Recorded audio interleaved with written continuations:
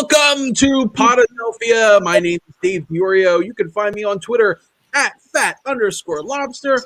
And I'm joined by the Eastern Conference Podcaster of the Month. What's up, Gene? Hey, it's great to be the Eastern Conference Podcaster of the Month again. This is the second time this season. It puts me amongst the pantheons of the greats. So that's something to shout about. Me and JJ Redick, I think, are the only other ones that have managed to make this accomplishment. You got it. And you can find me and all of my greatness at Producer Gene on Twitter, and you can find the show at Podadelphia. And tonight we are joined by at J Blevins NBA, so that we can talk all things Sixers. I have a feeling is what we're going to sort of our boss. Do we have to? Our boss over at the Painted Lines. Yeah, Can we talk about other stuff? Nobody ever asked my opinions about baseball philosophy or football. Yeah. So the DH, do you want it in the National League, Jay, or not? No, I don't like it at all. I think I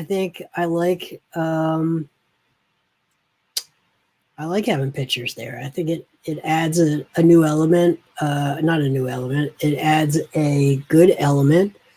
I don't tend to like what DHs bring to a baseball team anyway. So no, I'd prefer to see pitchers out there hitting. Well, then you are right in line with this show because we are all National League baseball fans who all hate the DH. So I don't know, Dave. You got anything else that you want to ask Jason about before we start actually asking him about his expertise? Do you shovel the snow as it's falling, or do you wait until it's done snowing and then shovel? So I'm a waiter for sure. I wait. Okay. My wife is a mid-storm shoveler, so she gets to do that if she wants to. You don't stop her. No, I'm not going to tell her. Makes you happy?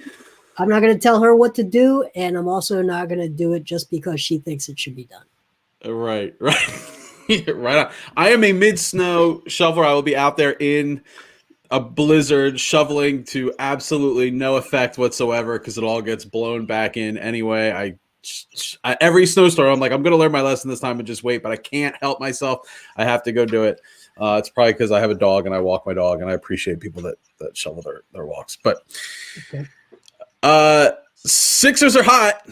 By the way, one of the reasons I don't do that is for pedestrians, because I really feel like when you do it, that little bit of melt freezes that night, especially if it's like a starting in the afternoon but snows all night, and now you've got a sheet of ice on your sidewalk. Now you've got a hazard versus just crunching through some crunchy snow. That's fair. That's fair. But the Sixers are hot. So we gotta jump right into the Sixers. What is the secret to their success right now? Why are they playing so well? Well, to me, the secret to their success is defense. I think they have a lot of different ways to lock opponents down. I think their versatility, starting with Ben Simmons. The one thing I see with Ben Simmons this year is Doc Rivers is using him as sort of let's call him a free safety early in the game. He's playing a lot of closer to the baseline, out on the wing, and other teams are finding ways to attack the Sixers in the first first half, maybe part of the third quarter. You see these opposing guards really get into a rhythm and really get hot, and the team thinks, oh, we have something that's working. This is really working. And then they deploy the Ben Simmons queen of the chessboard out, and he shuts off that valve for the other team. He goes out and he locks down that opposing player who's really putting up the big numbers. And you see the team is just, they go from having their go-to guy, and with not enough time to really adjust, that go-to guy gets locked down, and that's happening consistently. and that's a really nice weapon to have in the arsenal. Obviously, Joel Embiid is one of the best defensive rim protectors in the league. He is not just a shot blocker, but he is a massive presence that deters guards from going all the way to the rim. So he is a big reason why you see a lot of these guards pull up and settle for the mid-range jump shots, which are the least efficient shots in the game of basketball. So, that's the defensive side of why I think they just sort of bring these games home late in the fourth quarter. Can I ask you more about that Ben Simmons strategy? So, Yeah. Is it a conscious decision to not open a game that way? It's calculated in a sense to spring something on the opponent like later in the game. I've asked both Ben and Doc; they won't admit it, but it's very clear to me that's what's happening. I mean, I'm watching game after game after game. That's what they're doing. Or is it like there's only so much in the defense, because it is exhausting to defend at that high of a level, that you can only do it for, maybe 10 minutes in a game? Yeah, I think that's fair too. So the other side of it is not just the fatigue factor of having to chase around the other team's fastest player, but these guys, your Bradley Beals and you name it. Every team's got a player that is so talented offensively that if you stick one defender on them the whole game, they're going to find ways to beat that defender. Okay. So but if you throw that at them, you mix up your looks and you throw that at them at the end when they're in a rhythm and they've been really cruising, and now all of a sudden, instead of a 6'5" guy, they've got a 6'10" guy who's been watching you from the baseline, watching everything you've been doing from that sort of deep vantage point, and can just take it all away from you. So I think there's a combination of reasons, but I think it's really an effective strategy they're using. And there just aren't many players in the league. If you really think about who are the players in the league you could really use in that way, there aren't many of them. So why didn't Brett Brown think of this before? I knew you're gonna kick some dirt on that grave, Gene. I knew you were coming at it that way. Or maybe the better question is what is the Doc Rivers effect? Obviously, I think even a casual fan can sort of see that Tobias Harris is almost a totally different player, and I don't know if that he's just being put into better positions to perform, or if he's just more competent. I'm not. Maybe it's all of the above, but I think that there is a concerted, big change that's happened just in the change of the coach. How many more wins do we have now than we would have if Brett was still the coach? What's funny is if you go back, I think the team was 15-7 this time last year, maybe 17-5. Yeah. But I think they started 8-0, right? Yeah, the team does look different though, and I think part of it is the comfort, the ease, the confidence that Doc Rivers has in himself. He knows who he is. He knows what he is. He was never burdened with that 5 years, or I shouldn't say 5, that 3.5 years of being told he was losing games on purpose and having to fight against the perception. I think Brett Brown is a competent coach. I think he is a great motivator. I think he's a great leader of young men, a developer of young men. But I think his voice, his voice just lost its impact and his ability to actually get through to some of these guys. I think Doc Rivers is a guy that comes in.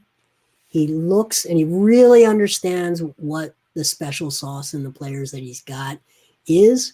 He understands what they are and what they're not. And he asks them to do what they can do. And he doesn't ask them to do what they can't do. I think that it's there's just a calm, confident ease that Doc Rivers has. And I think that if you look at Tobias Harris, and you want to say what's different this year versus last year, he just looks more calm He looks more at ease. He looks more comfortable. I keep going back and forth this week between which game do I feel is the best game of the season, the Lakers game or the Pacers game that we just watched. What should we take away from the Lakers game specifically? As maybe portents of things to come, or where we are in the hierarchy, of the NBA right now. I'm not sure how much to read in the Lakers game. I think the Lakers didn't deploy the defensive strategy that most teams are trying to deploy against the Sixers. And I think Ben Simmons was challenged defensively by LeBron James, and Ben was able to thrive where the other team wasn't just walling off the deep paint against him. So I don't know that what we saw from the Lakers would be what they would see in a 7-game series. I think there are still challenges with Ben Simmons' limitations offensively, and just how well understood he is by other teams and how to take certain things away from him. So I don't think the Lakers really used a playoff defensive game plan against them. But having said that, what you see is you have enough talent to really run with that team. And if you watched, you go below Anthony Davis, and you go below LeBron James, then you go below Ben Simmons and Joel Embiid, and you take those 4 off the table. Yeah. Who had the better next 13 players, or the next best 8 players? Mm-hmm.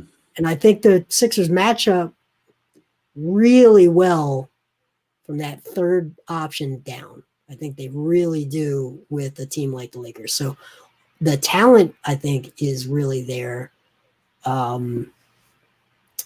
So I think there's, you're in that upper echelon talent-wise.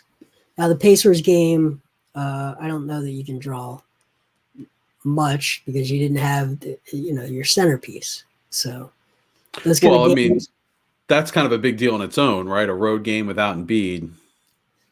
It's, to me, it's not a big deal. Is he going to be available in the playoffs? If so, then it's irrelevant.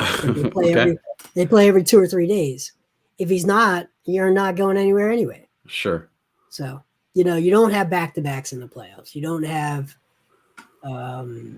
4 games in 5 nights. You don't have 3 games in 4 nights.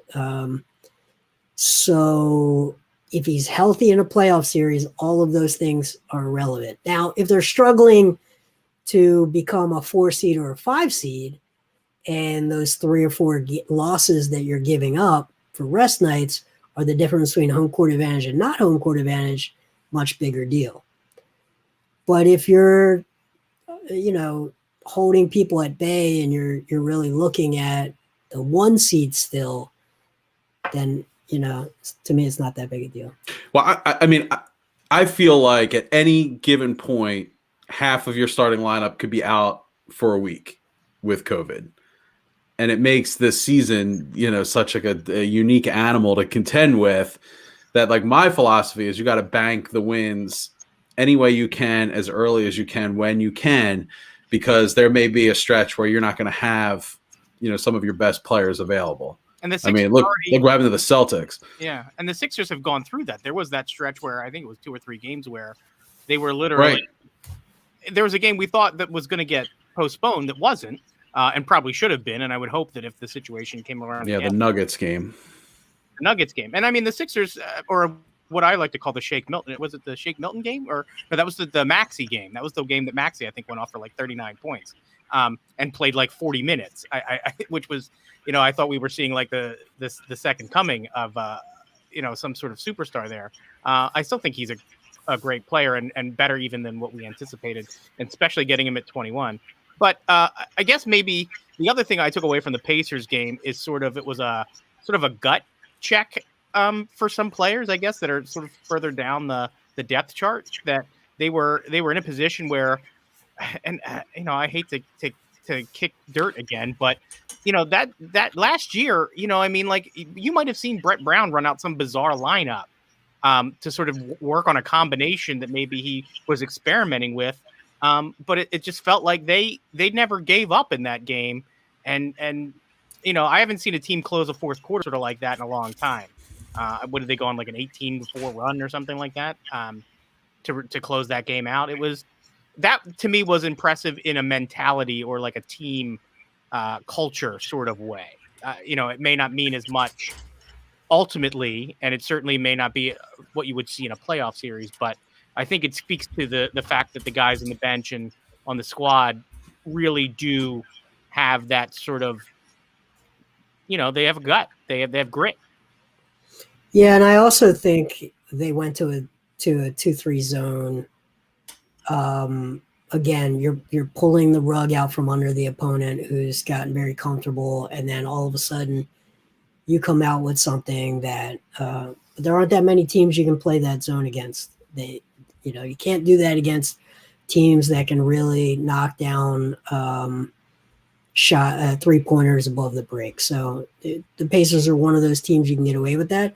You don't do it for the whole game, but then you let them get there, and then final quarter you just pull that rug right out from under them. So again, great adjustment on the part of Doc Rivers. I think Dan Burke is part of that. Dave Yorger, I can't get a feel for what his job is, but he's known as a defensive guy. But when I look in the huddle during timeouts, it's Dan Burke who is really drawing up the scheme. And so my sense is he's running the defense. So I like a lot of the things that they're doing. I think their ability to play different styles, throw different weapons at other teams to be disruptive in the midst of a game or in the guts of the game is really pretty cool. How do you what are your thoughts on sort of how Tyrese Maxey's being used and his development, and how do you feel like what kind of player he's going to become? I mean, any guy with a handle like that is going to be a useful player. Having said that, he is a rookie, and I think as soon as he got on people's radar, he started having some rookie type games. I don't see yet the sort of defensive manipulation, point guard, floor general, really understanding where his outlets are, really understanding where his assists can come from. I'm not seeing that yet. And when you look at his shot locations, they're not high efficiency shot locations. But when you look at his feel, his touch, his handle, he's so comfortable with the ball in his hands. He's got so many different ways to finish. You have to be really excited for his potential. But I think for a rookie year, I asked Doc this. I actually asked Doc about this right before Tyrese started to struggle, is when teams stop giving up that floater, stop giving up those pull-ups mid-range, when they start to challenge that, is he looking for outlets, lobs, things like that? And Doc basically said, we're not going there with him. We're going to keep it real simple. Let him go get his shots where he's comfortable. So, he's a rookie. And I think the future is very bright with him. But I wouldn't call him untouchable. If they really feel the need to make an all-in, chips in the middle of the table move, other teams are really going to want him. And, he might be a guy that they'd part with. Yeah, I mean, that was sort of one of the conversations that was coming out around the Harden possible trade, which from what I've understood, and I defer to you on this one, that it was as close to like Ben Simmons and Thibault's agents had contacted them and sort of said, you guys are going to be moved. And then I guess the Rockets came back with another counter, and it was to add Maxey, and I guess that's where Daryl sort of drew the line. I don't know if that's entirely accurate. I find that I've heard it enough that I think there's probably some truth in there. But I guess sort of coming out of that, do you think that would have been too much? Because I'm sure there was also draft picks and other things going into that.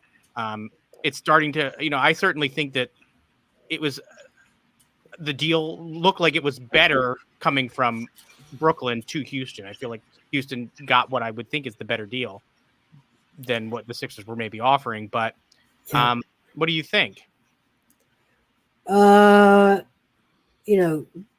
Morey has a philosophy that if you have a 5% chance at a championship or better, you have to go all in. But boy, would that be going all in. You're basically trading in all of your upside-y assets for a guy that's 31 and it would just have to work. It would have to work. And if it doesn't work, boy, you're looking at this team in 2 years and you're wondering, what are their options? Now, Morey is a wizard as far as like getting out of bad deals or finding gems with upside or finding journeymen who are asked to do exactly one thing and they do it at an elite level for like veteran minimum. So that's kind of his MO. But boy, that would be like you're giving up your 24-year-old defensive queen of the chessboard. You're giving up Matisse Thybulle, who's 24 or so, who is a defensive weapon, very disruptive off the bench. And you're giving up Tyrese Maxey, who's like 20 years old and might have incredible upside, And I think it's too early for any of us to really know what his limitations ultimately will be. Because what I see is a guy that all of his weaknesses right now are just the fact that shooting guards translate really well, but as rookies, because you give them the green light, but point guards need 3 or 4 years. So, man, it'd be really hard to cash in all of that. Plus probably a pick. Or two. Yeah. Yeah, those picks are going to, I assume those picks are going to get traded at some point. So expect those to be packaged in a deal. But so, Beal is the next thing on everyone's radar right now, right? So, are you hearing anything surrounding Bradley Beal? So the latest is he's actually doing the opposite of what James Harden did, which was James Harden had no incentive to starve the team he was going to of assets. So he made it as difficult as possible on the Rockets to get them a worse deal than they probably could have gotten. Beal, I think, is doing the opposite. He's being a good soldier, saying he doesn't want to move. He wants things to improve there. He wants to be, part of the solution. But there's no way that's true. There's no way that's true. That, to me, is just giving his GM time and leverage to get the best deal possible. There's no way that this guy can be, I think he's 7 years in the league. I don't know how many times he's been in the playoffs, 1 or 2 times, but mostly he's winning 30 games a year. This team is terrible. There's no way. Like, what would it be that would really want him to stay there? It's not an especially amazing fan base. It's not an especially amazing organization. So I don't buy it. I think he's just giving the team time to work something out. But no word from the Sixers camp about interest or anything. I'm not hearing anything. They're very good at not leaking things out. So I haven't heard anything from any agents or. It's very un-Eagles-like of them.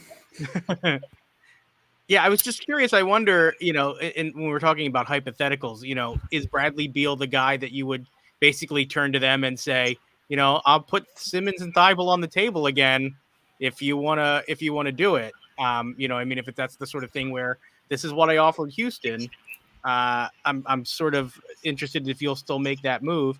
And do you think a Bradley Beal is a better fit, maybe for the long haul, than a James Harden? Well, he's certainly younger. I really like what I've seen from Beal defensively this year. He's been a really pesky defender this year, and Harden is not a pesky defender. Right? He's a if his man is standing in front of him with the ball, I guess he'll defend. Beal was, I mean, I've watched him in person, I think 2 or 3 times already this year. And he was just attacking those doubles with Embiid and just becoming a real nightmare for Embiid on those hard doubles.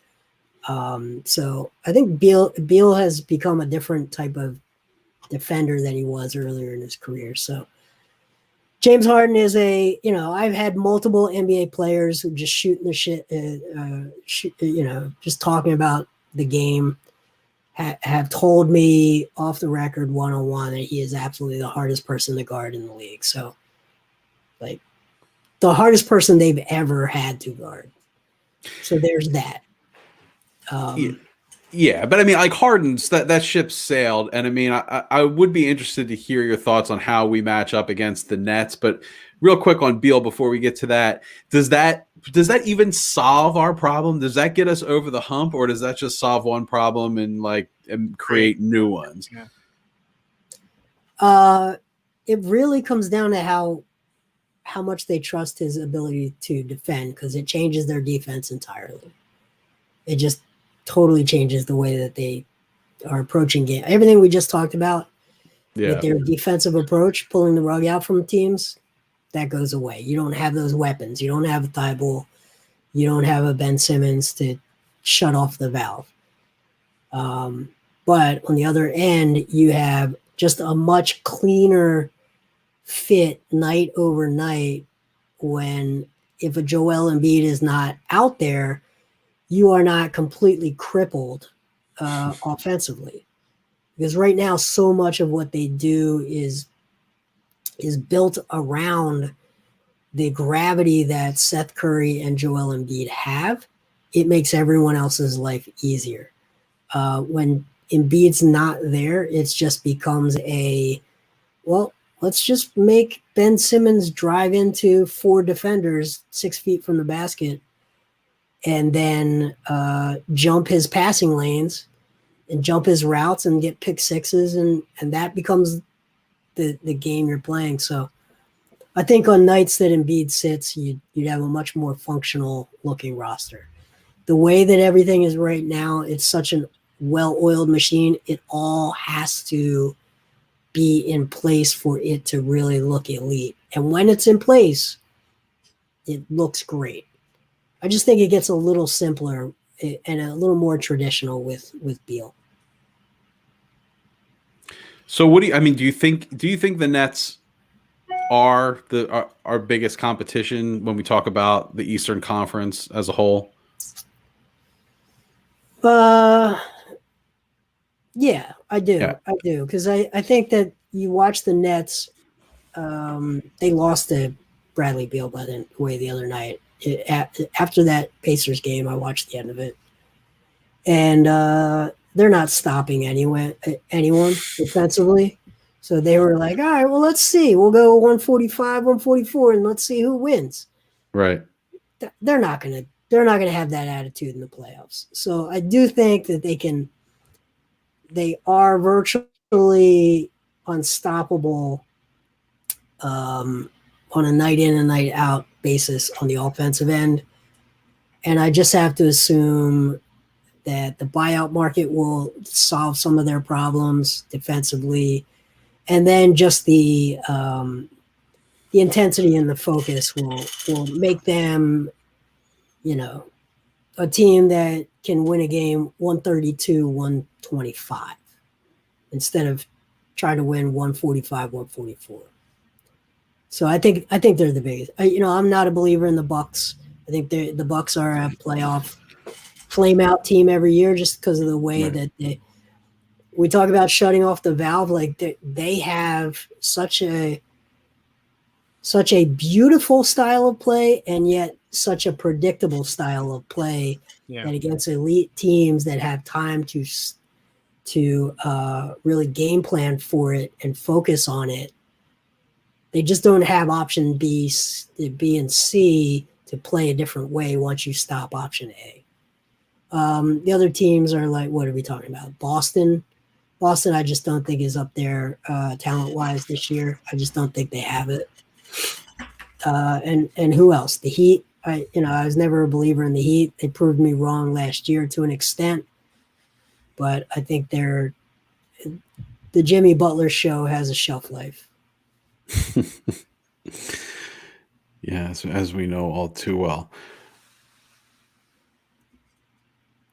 Right? Yeah, I know. They do seem, though, like the East All-Stars at this point, like that Nets team. It's just like when you look at those three names, it's just such an intimidating thing. Like, what would you predict in a Sixers Nets Eastern Conference Finals?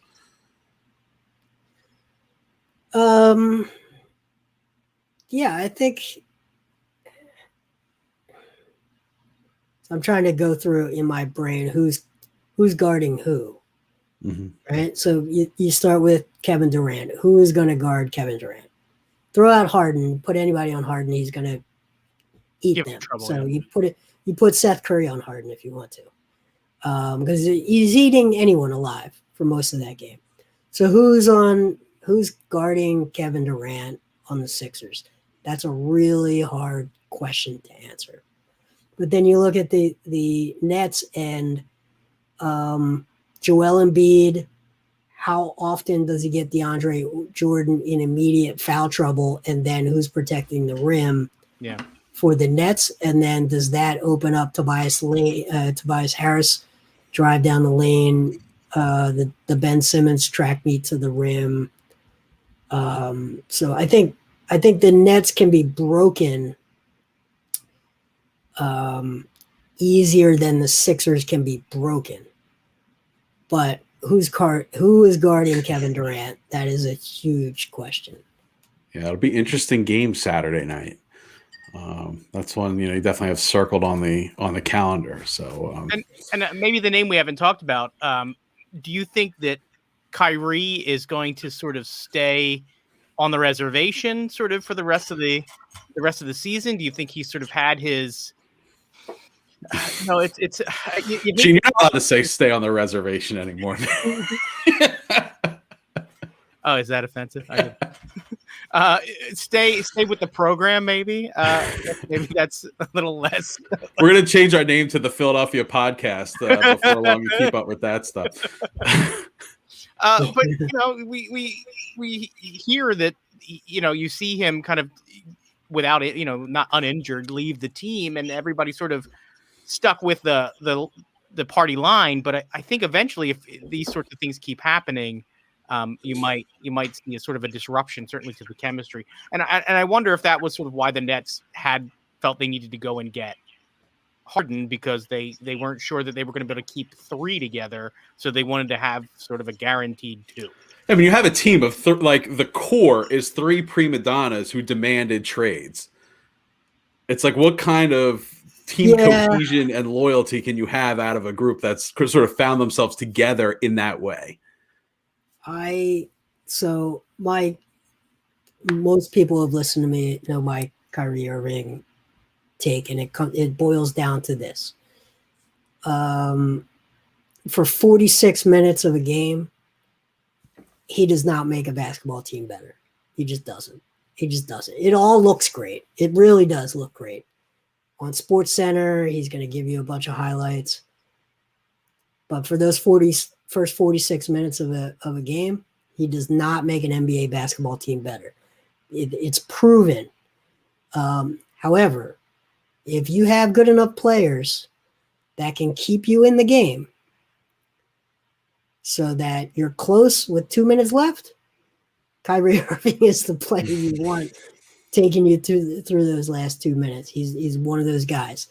The other two guys, James Harden and Kevin Durant, also. it's just,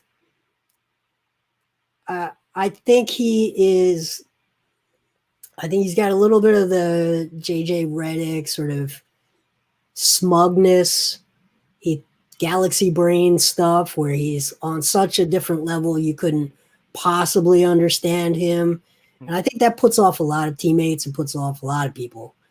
But it's like, if you're going to if you're going to have tailor-made a situation where Kyrie Irving can really carry you, it's having those two guys that can just keep a game close until the end, and he's the guy that can really bring you home. So I see Bryant Baker says Kyrie made the Nets better all night long tonight. I didn't watch tonight's game, so yeah, I'll have to look at the box scores and see how things kind of shaked out with that.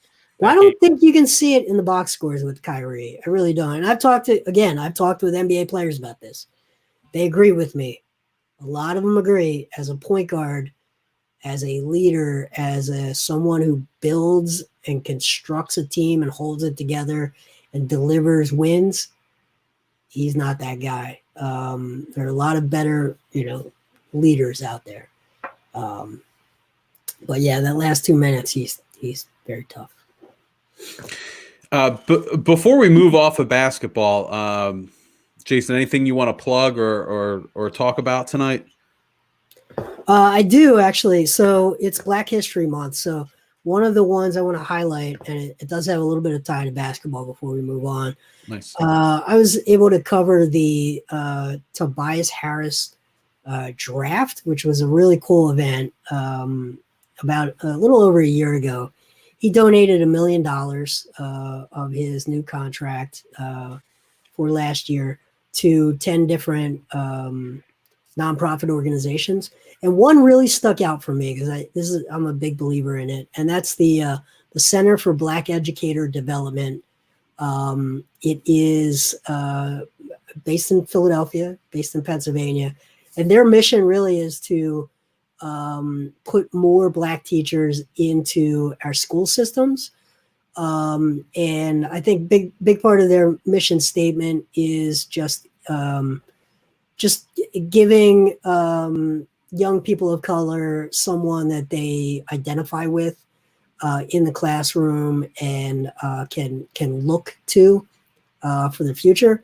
But I personally, and I talked to their director about this, I personally think it's really important for all kids to have people of color and just as much diversity in their teaching and as many diverse voices and perspectives as possible as kids are growing up. And I think they do really great things. So, I appreciate you guys giving me the time to plug them. You can go to phennd.org. But I'll also I sent a link in my Twitter and I pinned that tweet. Go check them out. If you can do anything to help them in their mission, donate, just support one of their programs, follow them. It's one of the first ones I want to do. This is an important one for me because in school, for me growing up, some of the most outstanding and most impactful voices that I got from teachers were from Black teachers. So I think it's really important. I think it's important for all of us. So that's what I'm starting with. I appreciate you guys giving me time. Yeah, that's awesome. I love that. That sounds great. I definitely want to check that out for sure. So thanks for bringing that up. That's great. Moving on. Now we're gonna ask your opinion on a bunch of other stuff now. So the Nick Sirianni press conference has got a lot of people talking this week. We finally got to hear from the new Sixers head coach. Eagles. And I'm sorry, what? You said Sixers. Oh, I'm sorry, the new Eagles head coach. Yeah, I'm gonna shift gears here. And yeah, it was. I mean, by all accounts, not a great press conference. What what were your first impressions of the new head coach there? Well, a leader has to show a couple of things early on. Preparation, I think, is one. And I think a lot of the answers he stumbled with were predictable. So you should spend some time trying to anticipate the questions you're going to be asked.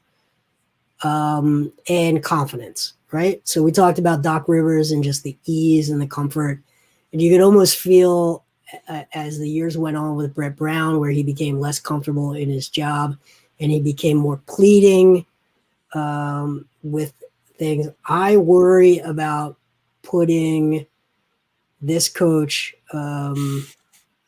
into a situation where you have a lot of older players who they're not going to feel like they have time to baby a young coach just trying to get his feet under him. You know what I was thinking when he was initially starting to talk about like we're going to be a smart team, and it was like kind of all over the place. I was thinking about the old Chris Rock sketch where he said, if you want something, you got to be, authoritative and say what you mean to say. And you can't be all, excuse me, Mr. Kelsey, could I ask you to pull to the outside on this play? Like you have to, be a commander. And, in this podcast, if you've listened to us before, you've heard the leader of men phrase before. And I'm not going to knock the guy for being nervous in a press conference. That's life, stuff happens. Maybe he's still a great coach, but I don't know. This starts on a little shaky ground for me. It has that transitional coach feel to me, just gut instinct. It's like, okay, this is a guy where they're going to give Carson another shot with another voice, but is this the guy you want in stomping in the quarterback's room and saying, what the hell are you holding on to the ball for so long for? Like, Is this guy going to come say that? Is he going to get up in his business and really call him out? And you want to develop your quarterback as a leader. And man, it doesn't feel like the kind of voice that would do that. And then you've got your Jalen Hurts, who is, he's confident. He knows who he is as a person. Now, does he have the same talent level that you feel like you need to get to a Super Bowl? Okay, that might be out for debate, but I still think he's got plenty of room to develop. But he's got that I don't even want to call it swagger. He's got that inner sort of, he knows who he is as a person. How's he feel about a guy who's he's got a little bit of, it didn't come off as very sure, very clear, very concise. I know I'm not concise. But it just, I don't know how it would resonate with this team. Well, that's what makes you a great guest on a show, first off. So, I mean, I think what he had to say, when he talks about like simplifying things and being a smart, I think that is kind of the right message. I think that's the recipe that this team needs. I mean, I don't know if you've heard about this like coaching philosophy from Tony Dungy about habits and sort of like eliminating the more decision points that you eliminate from a player, like the better they're going to be. They're just relying on instinct or habit. I think that's a great coaching philosophy, and to be a smart team in that way, like not being so cerebral and thinking about things all the time. And I think that kind of was part of the Carson malaise, was just that he had so many decisions to make on each and every play based on like, the rush is coming, which way do I slide in the pocket, and all these different things, especially with a younger receiving core, that there were so many decision points in the flow chart that he got sacked. Okay, but how many of those quarterbacks that played last week would have struggled with the fact that they had too many decisions? Like the 4 conference finals quarterbacks, they're processing they're processing reads, pre-snap reads. They're processing information. They're making those sort of decisions. They're manipulating the other teams. I get it, but I think that they have trust at the other end of the play, where I don't know that any Eagles quarterback has had that in the last like two or 3 years. This guy came in with the Wonderlick genius. We've never seen anybody pick up things this fast. He's a savant, and now all of a sudden, 5 years into his career, we're making intellectual excuses for him. It doesn't make sense to me. Look, I gotta. It's like worst. It's like we've lowered the bar on his intellect to the point where we're saying he can't run an RPO. I'm not buying. I got to make it work, man. Yeah. Look, you simplify things down too much, and what they turn into, right? They turn into pick sixes too, because the other team is jumping your routes because they know what to expect. The interesting thing I sort of saw on Twitter right before we were coming on is there's some scuttlebutt about the fact that the anonymous source has sort of been outed or been revealed. Oh, really? Who is it? Did I see this? Alshon Jeffrey? Sort of right? Well, that's what we already had the assumption was that it was Alshon Jeffrey, but it seems to be the way that I'm reading into it. It was Malcolm Jenkins was actually the anonymous source, and Malcolm Jenkins, he doesn't care. That's not bad. Speaks truth. And it seems like sort of the way that it sort of played out, and maybe these are some leaps in logic, was, the front office, I guess maybe part of the narrative now is that the front office is always sort of, they want to claim they've always had Carson's back. And when one of the players on the defense, one of the other leaders of the team, sort of came out against him, that he, that person, the person who was anti-Carson, was sort of moved along. And also there was that incident between him and I think it was one of the offensive linemen where they sort of got into a bit of a fisticuffs. And it's sort of maybe this is some spin doctoring that's going on sort of in the background. It wouldn't be above the Eagles to sort of let these sorts of myths take hold. We got scuttlebutts. We got fisticuffs. I've got all of the 5 cent. Like we're gonna break into a straight up Donnybrook here pretty soon. Oh, Donnybrook. So I don't know, and I even with this information, I'm still a huge Malcolm Jenkins fan. I loved him as an Eagle. I still like, he's one of the guys that I if I see him playing in a Saints game, he's who I sort of zero in on the defense. But this Carson Wentz thing goes back almost to the day that he arrived. It wasn't quite being booed like Donovan, you know what I mean? But he has sort of what's the old saying? Like, look at what if everything else is changing and you're not, maybe you're the problem. Is Carson Wentz actually the common denominator in his own issues?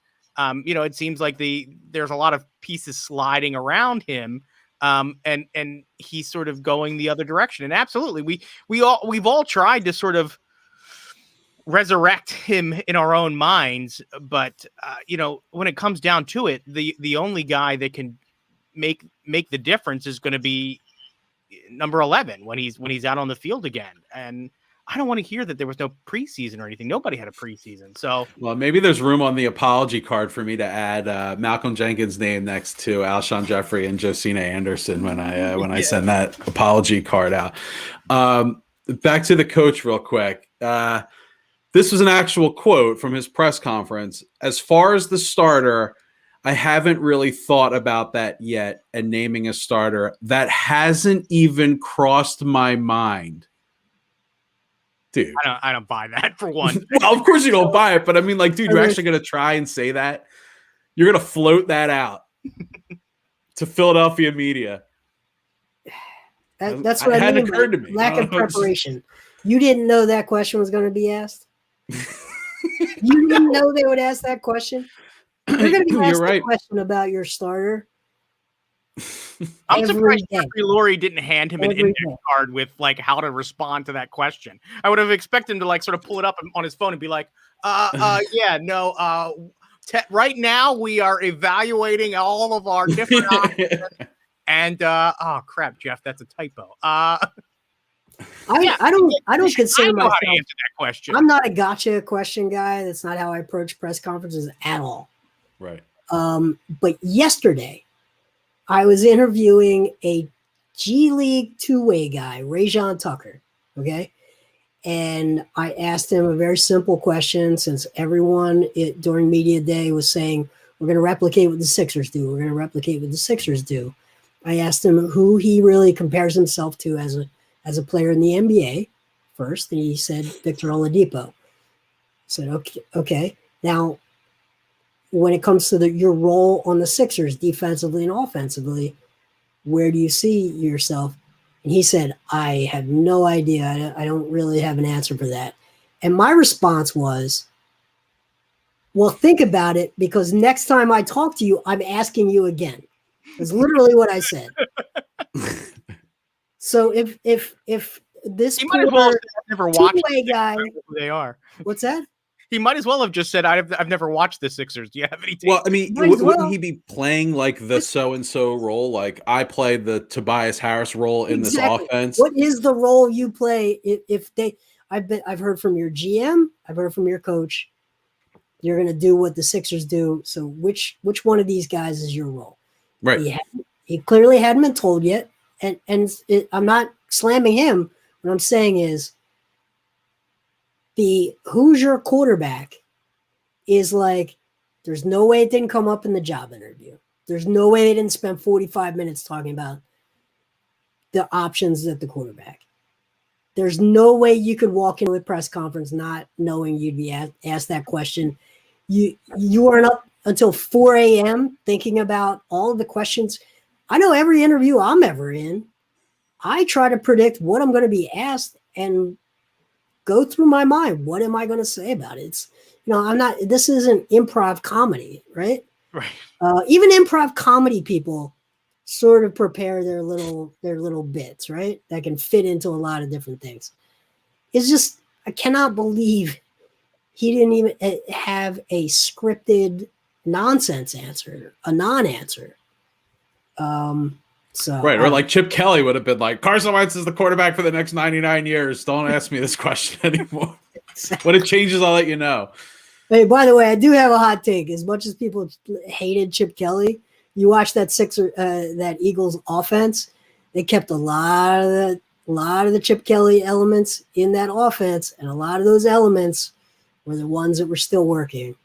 I'm not a Doug Peterson guy. Didn't view him as an intellectual heavyweight.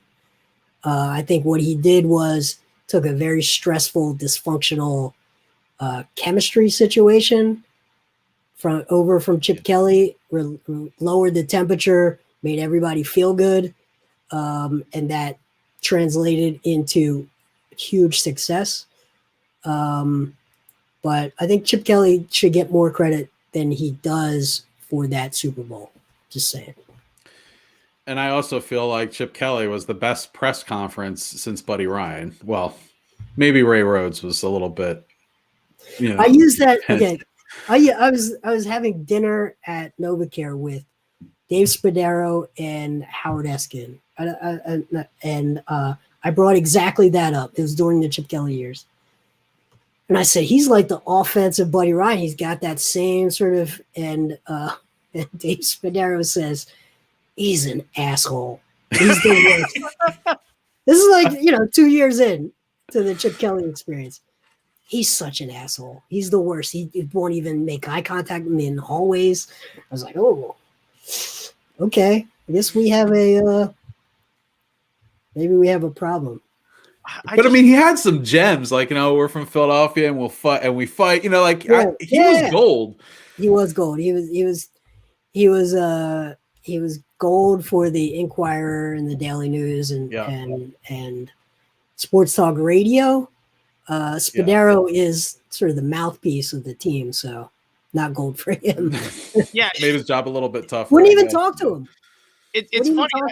I just remember sort of one of my takeaways from the whole Chip Kelly experience, because I remember reading that first season he was there. They did that big long expose about sort of his background, and he was the first maybe NFL head coach I could ever imagine or ever think of, where they actually were trying to figure out like who he was dating and stuff like that. Like he was such an enigma in terms of that sort of stuff. Hey, can you imagine trying to talk about like who Rich Kotite was going to dinner with and whose phone number he was trying to get? Like these head coaches, like those personalities, it's never about like usually their personal lives. Even the greats, like you never talked about what Bill Parcells was doing on the weekends. Can you imagine? He just seemed like such an odd duck, and I use that term very specifically. Yeah. Well, he had that Renaissance man, like, oh, I'm reading, Sartre, and I've been reading 15 books, and half of my playbook comes out of Sun Tzu. It's like I'm pulling from all of these different references, and I think that the media was like, oh, he just dropped a Voltaire reference in the middle of an answer, and did you catch that, Voltaire? And I just think it played really, really well. I think it fascinated people to see what he was very different. But apparently he didn't treat people very well. He treated people like machines. So did you ever, I mean, like when you're talking to your friends and stuff, do you ever like think about like, oh, if I was president, you would be my secretary of defense and you would be my chief of staff. Blah, blah, blah. Okay. Well, so Nick Sirianni apparently is doing that with the Eagles coaching staff. And we have a bunch of bro friends running the Eagles. Are they going to get, are they the smartest people in the room? Are we bringing in the next generation of coaching staff, like all directly through the Eagles pipeline, or are they going to get smashed by the old guard and put back into their place? Like, I think that's a storyline to follow with this Eagles team next season. I think they'd be much better off just going to a complete youth movement with their roster and hoping that the 21-year-olds and 23-year-olds buy into this stuff. I just think it's not going to play well with your 34, 35, 38-year-old. Jason Peters wants to come back, I guess. Why doesn't he just become a coach, by the way? He'd be much happier, I think. I don't know. They retained the offensive line coach, so that's the one coach from the old guard that was retained. I don't know if that's why, because that's where some of our older players are. Come on. Jason Peters is going to be a hell of an offensive line coach. He should have done it 3 years ago. Yeah. You want to stay in the game, it's fine. Like, yeah. I don't get it. I mean, he's only playing 40% of the snaps anyway, right? At best. Yeah. And if he goes more than that, I just think that the vets, him winning over the vets is going to be the big challenge. I get nervous. I feel like it's too much at once. Like you need to mix that in with some experience. I don't know. Yeah, I would have liked to see them get like a sort of a big name, Wade Phillips as an example, like a traditional old time, like long time NFL, probably maybe former head coach sort of option at defensive coordinator. Especially. By the way, is Wade Phillips? No, it's Kevin Gilbride. I was thinking the Buddy Ryan who he punched in the face on the sideline. That was Kevin Gilbride. Yeah, that was in Houston. Yeah, that was one of the classic Buddy moments. Man, he was the only coach that I literally just, everywhere he went, Buddy was must-see TV. Wasn't there a Jeff Fisher incident also? Yeah, but apparently nobody liked Jeff Fisher. I've heard so many people make snide remarks and like backhanded comments about Jeff Fisher. If Jeff Fisher's the guy you hire if you want to go 8-8 for a decade, that sort of stuff. So I don't know. I mean, Jeff Fisher did go to at least one Super Bowl. He did go to a yard short, right? And Jeff Fisher should have absolutely replaced Buddy Ryan instead of Rich Kotite. Oh yeah, absolutely. Oh yeah. I think my dad could have probably handled the team better than Rich Kotite. Well, Buddy's strategy was roll the ball out there, tell Randall to find a way to get 3 touchdowns, and the defense was going to get you a 4th probably, and that was your strategy. And we loved it. We loved every second of it. It was the best. We didn't win anything, but we loved it so much. Dave, before we sign off, do we want to talk a little, maybe just briefly, about what the Phillies have sort of put together now that we've sort of seen the free agent chips sort of land? When last we talked, JT, yeah, I was afraid you were going to say Flyers, and I feel like we're going to talk an hour of Flyers next episode. Yeah, probably. And once Chuck digs out from whatever internet blockade zone that he's snowed in at. But yeah, so my thought was, we when last we talked, we were talking about how JT had sort of signed, and that sort of shaked out, and we weren't sure what they were going to do with shortstop. Well, now we know, and it's welcome back Didi on a 2-year deal, which I think is really beneficial to the Phillies to get him on sort of a short-term contract. So what do you think of the lineup now that it's sort of familiar, and are you sort of glad that or was there another candidate that you were sort of looking for, or do you think they're done? It takes some of the,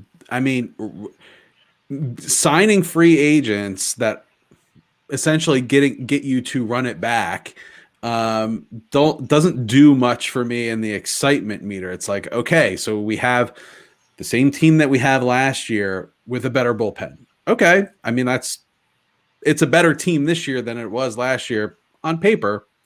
Yeah, but it just doesn't get my juices going as much as adding to the team does. Jay, did you think that this was going to be how it was going to shake out? Did you think that they would bring back both the catcher and the shortstop, or did you think there was no way they would be able to sort of get both of them back into the fold? Well, I'm glad they brought back JT, because I think, to me, that's the most important position on a baseball team, aside from your ace and your closer, maybe. But you're having a really talented catcher makes your 3rd through 5th starter incrementally better, which matters over the course of a 162 game season, and it makes your ability to leverage your bullpen talent much better. But I just hate everything about the organizational approach that the Phillies have. I just think it's one of the worst philosophical approaches to building a franchise that I've seen in professional sports over my lifetime. I think it is like. How would you describe their philosophy? Spend a lot of money. You don't like the no plan? Listen. I lose 200 followers on Twitter every time I say this. But there are certain positions you don't spend that are icing on the cake positions in different sports, right? And they're the positions when everything else is in place, you go out and you get the guy that can go put you over the top. And in football, in my opinion, that is a tight end. And in baseball, that is a right fielder. Now, I just don't think you start a franchise build where you have no talent pipeline in your farm system.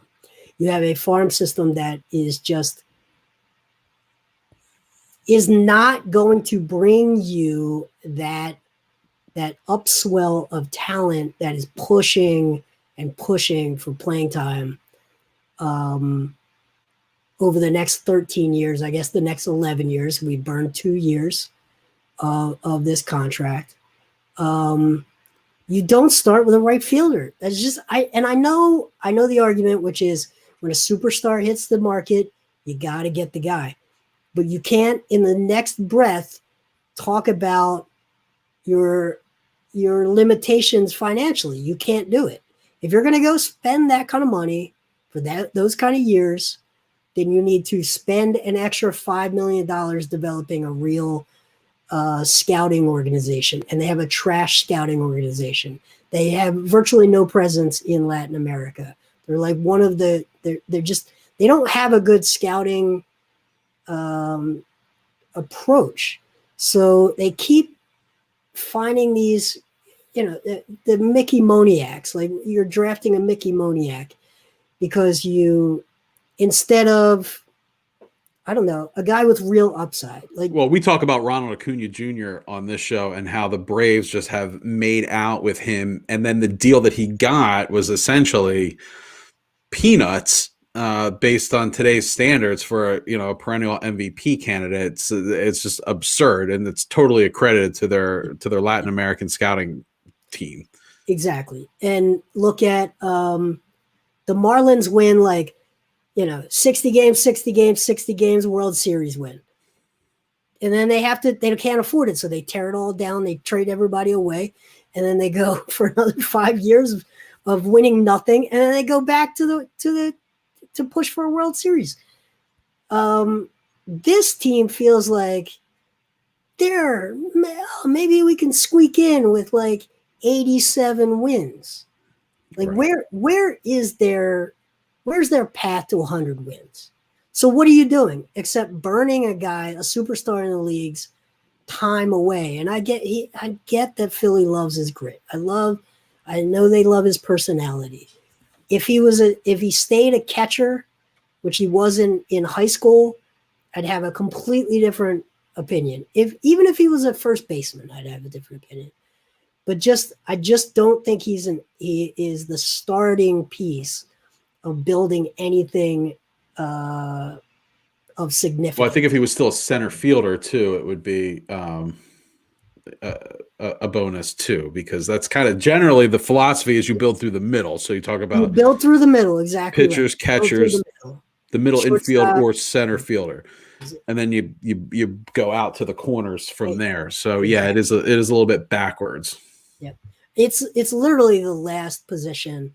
Left fielders, maybe you could argue maybe left fielder, right fielder. Left fielders, you can get away with some pretty bad defenders, and they have done that, right? Pat Burrell. Yeah. But it's like everything they do is upside down. Everything they don't build through the farm system. They don't invest in scouting early scouting. They should have the book on these kids by the time they're 14, 16 years old. And instead they're out there drafting, high schoolers from Upper Darby or wherever they're from. I don't know. It's like, as long as it's drivable from Citizens Bank Park, they'll have an idea of what. No. I mean, honestly, I agree with you. Every off season, I feel like they're just studying for next season, and that's it. They're like, what can we do to patch this? It's like they've done that since 2009. They're like, let's just keep this together. It's been I mean, Ruben Amaro basically. What are you keeping together? They're all gone. Broke a lot of this. Yeah. I mean, it's a shame because they had a good thing and then they just tried to hold on to it for too long. Where you look at other teams like the Cardinals, baseball heaven, and they somehow keep it going. The Dodgers are able to overpower. They've got the Dodgers and the Yankees. We all know they can overpower you with money just because of their operating income. But the Dodgers' approach historically to scouting and their talent pipeline has always been just fantastic. The Yankees are more willing to just buy what they need and go grocery shopping. But this team doesn't have the luxury to be middling as far as what they're willing to spend. And in a hitter's ballpark, you can't have all these things without really having just a massive amount of pitching prospects at all times coming up through your ranks and giving yourselves options to make the deals you need. And it's just, they get fleeced on every one of their deals. They empty their farm system too often. It's a nightmare. Well, let's spend 5 minutes and make ourselves feel better about our baseball position and talk about the Nolan Arenado trade real quick, because I was just going to ask if there was any way we could trade Bryce Harper to San Diego. Stop. And send them $50 million. Gene, stop. You're going to make me cry. I mean, have you ever seen a trade like this? You took the best player at a position in the league and traded him, and you paid $50 million for another team to take him. I've never seen this. I can't recall another situation where you have an MVP candidate and you pay another team $50 million to take him off your hands. I watched some Rockies, podcasts and video blogs. I mean, they're going nuts. And some of the quotes from their owner were, who was it? Woody Page? Woody Page basically asked the owner of the Rockies if he considered firing his general manager and also if he considered firing himself. And didn't he say, I considered firing myself, but I was going to keep the general manager? I never considered firing my general manager, although I did consider firing myself. Yes, that was his basically his response to that. But I mean, what do you tell a fan base that you did that to? I mean, any other sport you could think of where that has happened? No, I mean draft compensations to move off of bad contracts, but not sure. insanely talented players. No, it's not even that bad of a contract by today's standards. Right. Yeah, and I don't think the Bryce Harper contract is a bad contract. I just think it is just. It shows how fundamentally they don't understand how to build anything. So to me, it's like a case study in the wrong way to try to build everything. It's like, I think Phillies management also does a lot of things to they say a lot of stupid shit and they do a lot of stupid shit, and then they have to do more stupid shit to make their stupid shit not look so stupid. Middleton comes out with the stupid money quote, and then you're almost like backed into a corner from the fan base. You have to get one of these guys. You have to either get Harper or, what's his nuts or whatever, who went to San Diego. Machado. Yeah, Machado. And then you make this trade for JT, and now if you don't re-sign him, you look like you're incompetent again. So now you're forced by the fan base again into this position where you have no options. I don't think they run a very professional operation, period. Like from top to bottom, from their PR staff to, to their operations. They hired a good coach. I think we can clearly see it wasn't the coach, everybody wanted to lay. I think the previous coach had some limitations, but no, it's a trash organization. They might all be fine people. They just are incompetent in the world of 2020 sports. Like the farm system concept that baseball has is such an amazing pull. It's a universe of itself, the ecosystem, and to not use it and to think you're just going to act like, not even MLS does it much better too. That you're just going to act like you don't have that resource in any meaningful way. They don't invest time. They don't invest money. They're not serious. They're not a serious organization. Well, pitchers and catchers report in 11 days. But other than that, good things coming. I'm glad JT's back. Yeah. All right. I think that's about it for today. So, we'll be back next week. We'll have much more Flyers talk when Chuck is back. Again, we'll be on the verge of pitchers and catchers reporting. And we'll see if the Sixers can keep it going.